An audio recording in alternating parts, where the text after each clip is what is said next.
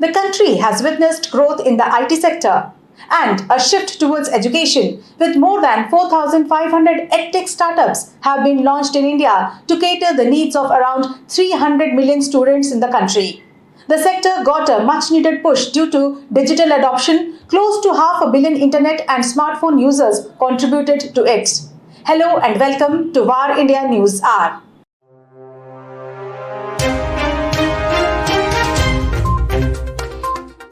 The lockdown and fear of COVID-19 spread has taken schools, colleges and educational institutions online, thus leading to the emergence of many EdTech products and services and a rise in adoption.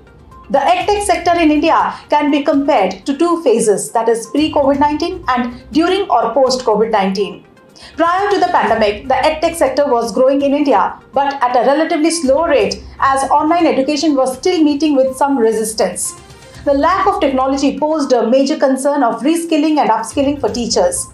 While the pandemic has wreaked havoc across sectors and industries in the Indian market, it has been a watershed movement for India's EdTech sector. Since then, it has also received a fresh round of billion-dollar funding. India's EdTech industry produced 6 unicorns, that is, firms valued at $1 billion or more, including Unacademy, Erudators, Upgrad, Vedantu, Lead School and PhysicsWala.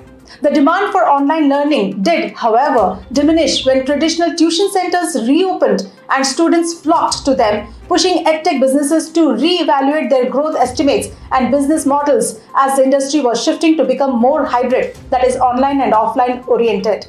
India's EdTech players have struggled for a while to sustain the industry's pandemic-triggered boom. These troubles are now becoming more apparent. Most of India's EdTech unicorns' valuations seem to be off as they prepare for slower growth after raising capital at extremely high revenue multiples until the first half of 2022. The venture funding in EdTech startups in India declined 54% year-on-year from a remarkable $4 billion in 2021 to a mere $1.8 billion in 2022. It will decrease to $889 million in 2023.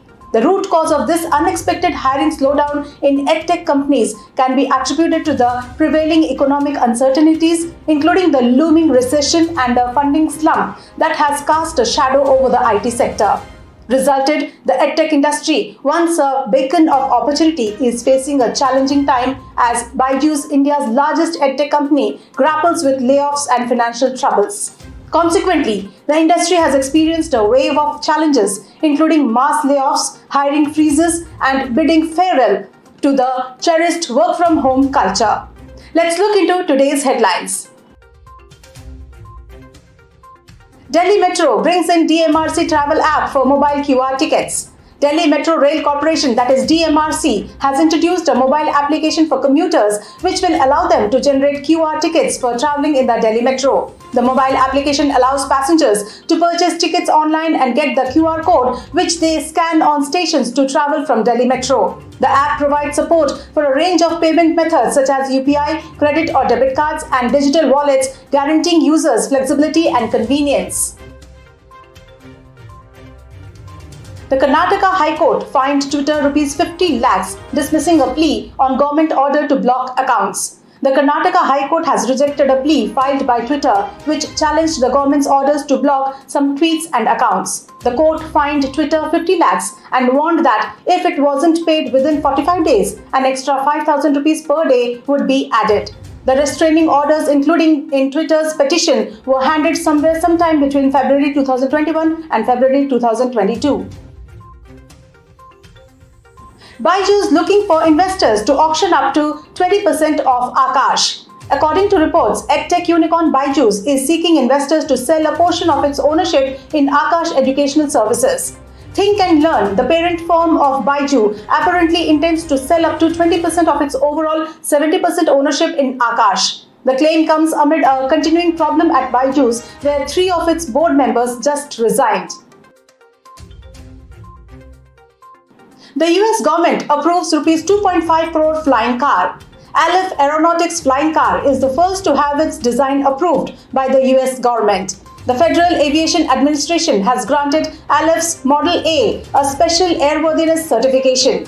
The automobile is 100% electric, drivable on roads, capable of vertical takeoff and landing, and costs $300,000, that is 2.5 crores.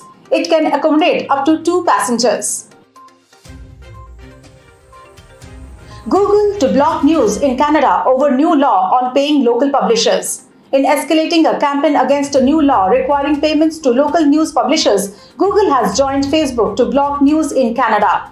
Google will remove links to Canadian news from search results and other products when the law takes effect in about 6 months. Facebook parent Meta made a similar announcement last week over the law.